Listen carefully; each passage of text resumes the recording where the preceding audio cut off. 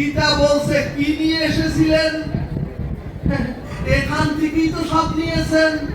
আবার যেদিন যেদিন চলে যাবেন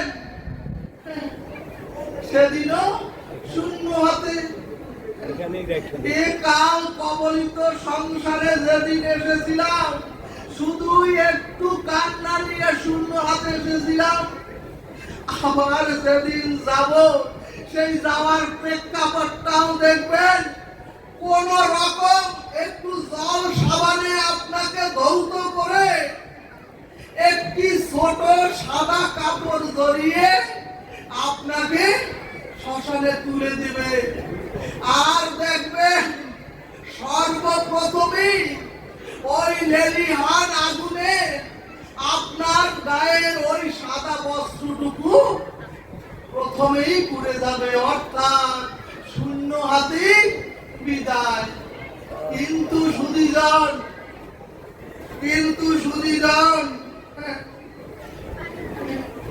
এই যে কর্মময় জীবন,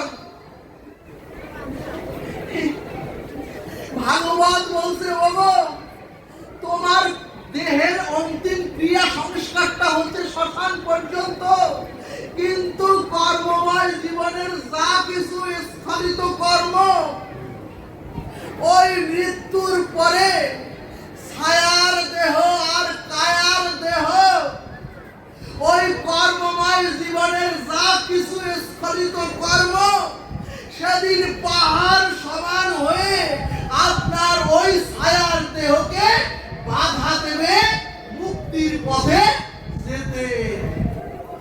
কি করবেন সেদিন? পারবেন ওই পাহাড় সমান পাপের স্তূপকে ঠেলে মুক্তির পথে যেতে?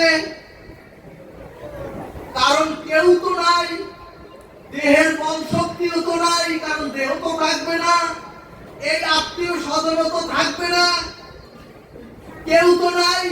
কলসিটা ভেঙেই বলবে আর ওদিকে তাকিও না।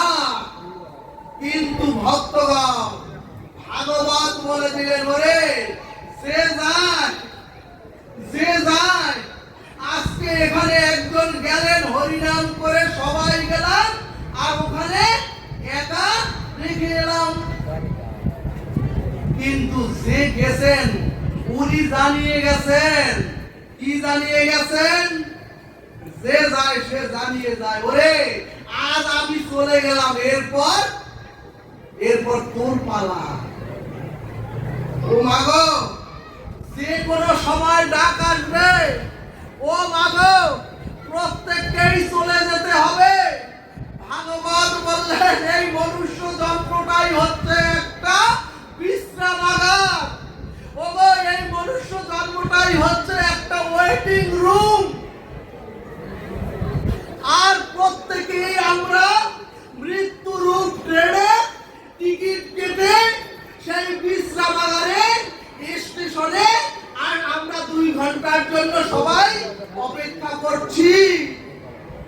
আর ওয়েটিং রুমে বসে কথা বলতে বলতে ওয়েটিং রুমের সকলের সাথে কুটুম্বিতা হয়েছে। ও বাবা এ মহাসংসারটাই হচ্ছে সেই বিশ্রামাগার।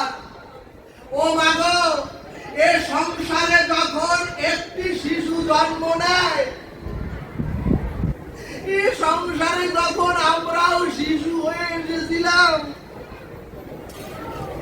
আর যখন শিশু হয়ে এসেছিলাম তখন তো কাউকে চিনি না, এ জগৎ সংসারের তো কাউকে চিনি না। কিন্তু তারপরে প্রথমে মাকে চিনলাম, তারপরে বাবাকে চিনলাম, তারপরে আত্মীয় স্বজন বন্ধু বান্ধব চিনলাম, তারপরে ওই শিশুর মধুর কতই না আনন্দ,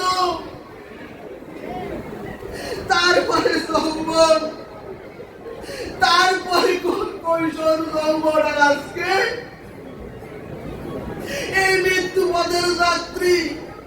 কত কুটুম কুটুম্বিতা হলো। আর দেখতে দেখতে বিশ্রামাগারে 2 ঘন্টা পার হয়ে গেল, অর্থাৎ জীবন শেষ। কোথা থেকে যে এই সবাই কিভাবে চলে গেল টেরও পেলাম না। কিন্তু ট্রেন হুইসেল দিয়ে জানিয়ে দিল 5 মিনিটের মধ্যে ট্রেন চলে আসবে স্টেশনে।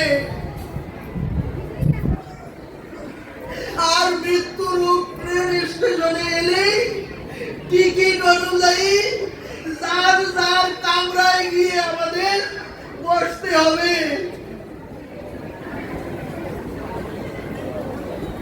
ও বাবা, এই ভব সংসারে আর কেউ থাকলো না।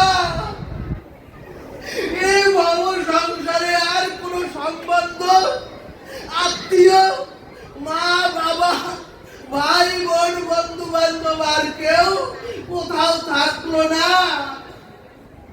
ও মাগো, আপনি আপনারা কর্মের টিকিট অনুযায়ী, ও বাবা আপনার কর্মের টিকিট অনুযায়ী আর আমি আমার কর্মের টিকিট অনুযায়ী চিত্রগুপ্তের কাছে গিয়ে সবার হিসাব দিতে হবে। সুধীজন, এই ভব সংসারটাও